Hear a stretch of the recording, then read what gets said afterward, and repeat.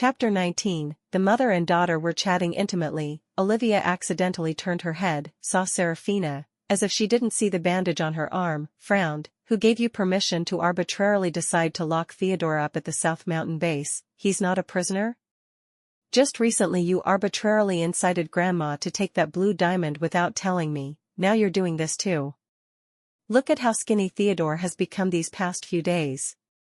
I won't allow you to continue doing that. Mom, it's not as exaggerated as you said. Theodore said indifferently, but didn't look at Serafina.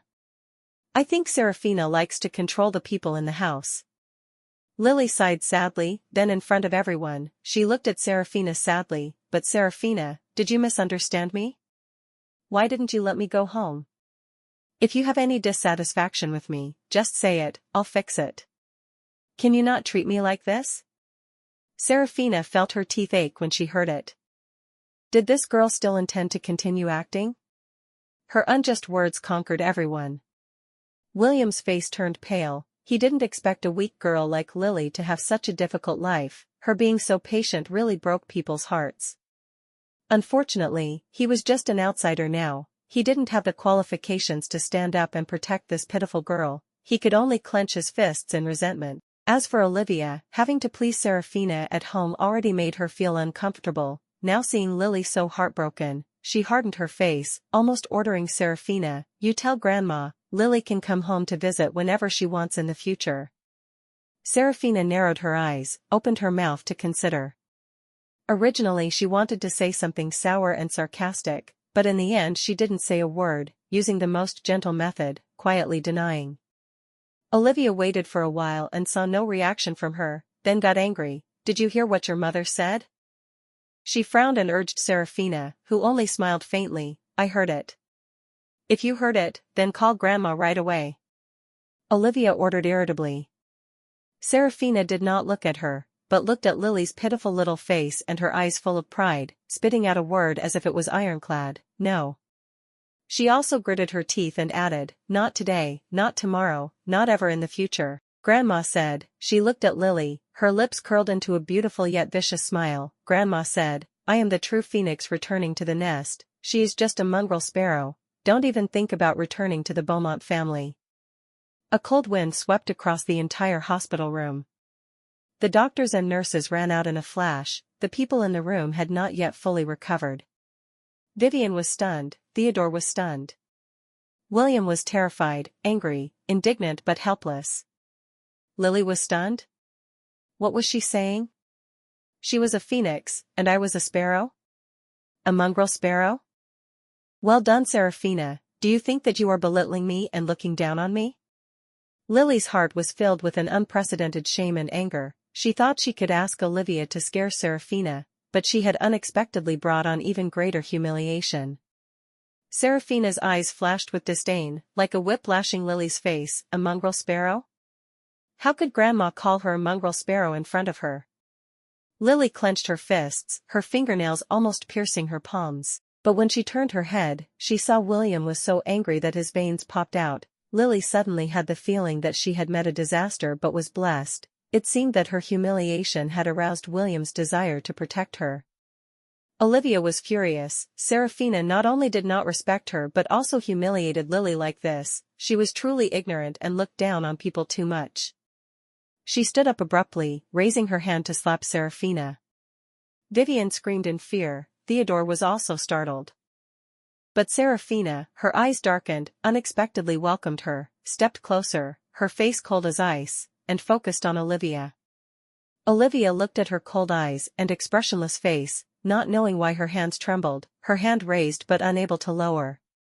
Serafina raised her face, furrowed her slender eyebrows, and smiled. There is a saying, parents have the grace to educate their children, so children should not resent them even a single word, and must accept their parents' scolding. Olivia felt even more guilty. She had never educated her, never raised her, even though she had moved home for a few months now. She had never paid attention to her affairs.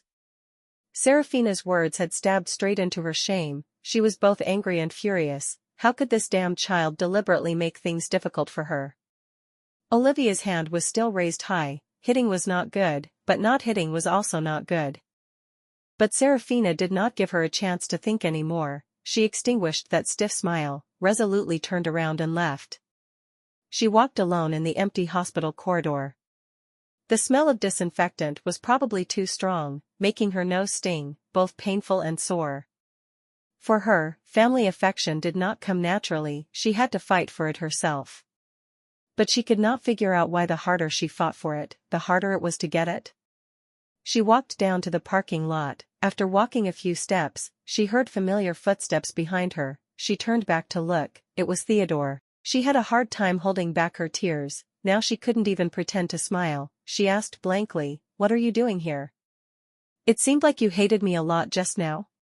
His face was very ugly, just like her. He didn't even bother to pretend. His tone was so hard that it seemed like he wanted to crush someone to death. "I told you, I'll go to the hospital with you, and then go home with you." She was momentarily stunned, looking at him blankly. He held back for a moment, but he was someone whose joys and sorrows showed on his face. The anger he tried to hide on his face finally couldn't be hidden. "Why do you have to treat the people around you like that?" She turned her head, looking at the traffic lights in the distance, her dark eyes reflecting a brilliant light, looking into the distance. "Because I am a vicious and cruel person." This answer made him not know how to respond. "If you had to choose between me and Lily to die, you would choose me without hesitation, right?" She was very calm, without any emotion. Oh, he was flustered. What kind of nonsense problem was this? He frowned uncomfortably. "What nonsense are you talking about? Why don't you hesitate?"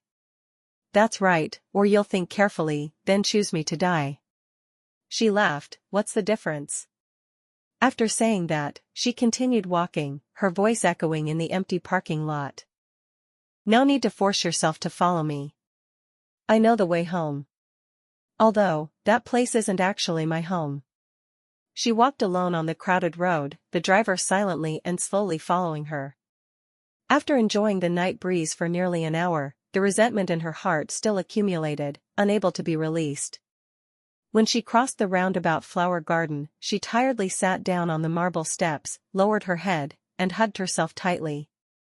She suddenly hated herself. She shouldn't have been so arrogant in the hospital just now, shouldn't have been so blatant. This kind of resistance didn't make her feel much better. Her mother didn't like her to begin with, and now she definitely hated her even more. And her younger brother too, although he was both mischievous and mean, he was still just a simple-minded young man. Just now, when she was taunting Lily and challenging her mother, her face must have been very ugly. She must have scared her younger brother.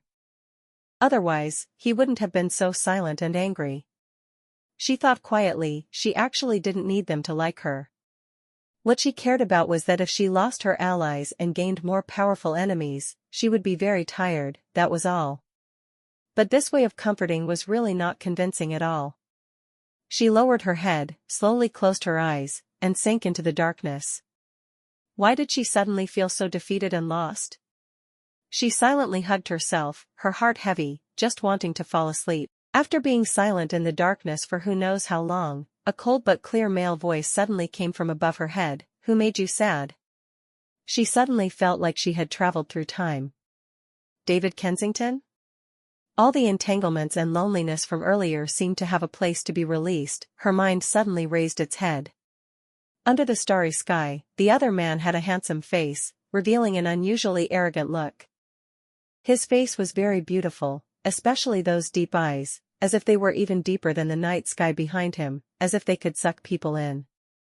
But the tears in her eyes dimmed in an instant. Why was it him? Harrison Lancaster?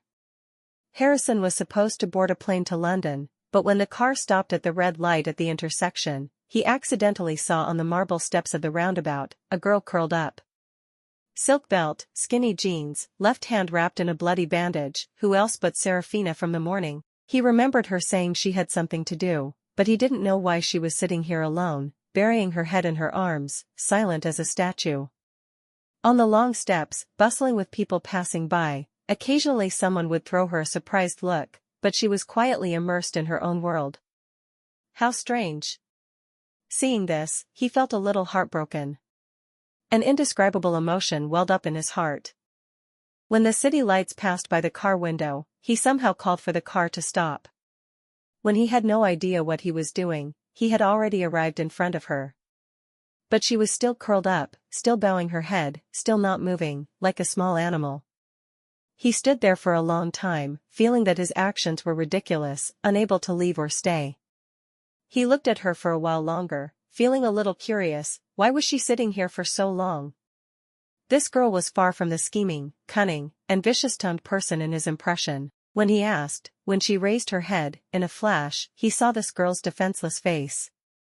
The darkness accentuated her fair face, plain and simple, not strong, not serious, not confident, not arrogant, not cold, not even noble and beautiful.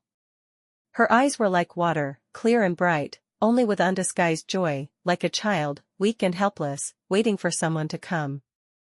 Even though it was only for a moment, he was startled, his heart felt like it was stabbed by something. But just a second later, everything in her eyes drifted away, she returned to her usual cold and calm appearance. This rapid change made him feel as if she thought he was someone else, but the result made her disappointed. He looked at her and said blandly, "Are you waiting for someone?" She shook her head, very firmly, "No." After that? There was no after that. The two of them looked at each other silently, not saying anything. She found a topic to ask. "You, why are you here?" He was silent, thinking to himself, he also wanted to know the answer. He scratched his nose, lied without blushing or his heart beating fast, and even picked a topic that interested her. "Just now in the car, I originally intended to call you to ask when the machinery would be delivered, but I didn't expect to meet you right on the side of the road." This topic had indeed successfully aroused her interest. She immediately stood up and said, "Of course, the sooner the better. Of course, I also have to see when your engineers are available." "Yeah, let me see, I'll contact you when the time comes." He said very naturally, "Oh right, I don't have your number." She took out her cell phone, exchanged phone numbers with him, and then politely said, "You're so busy, just let your subordinates contact me, you don't need to take care of it yourself."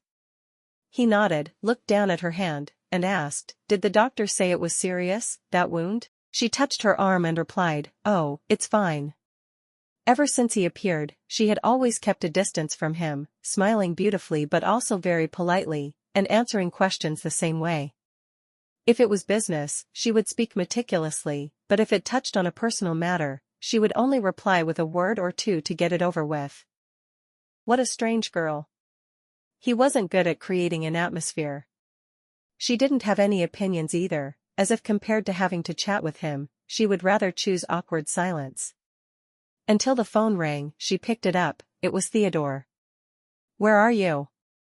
His tone seemed a little better than before. She felt weak at this moment, not knowing why. She suddenly felt a little wronged. She curled her lips, angrily shouting at him, "Why do you care where I am?" Theodore wondered, "Aren't you afraid that I'll have fun out at night?" He really wants to get beaten up. She rolled her eyes. "Roundabout, 7th Avenue. If you don't arrive in 5 minutes, you'll have to bear the consequences yourself."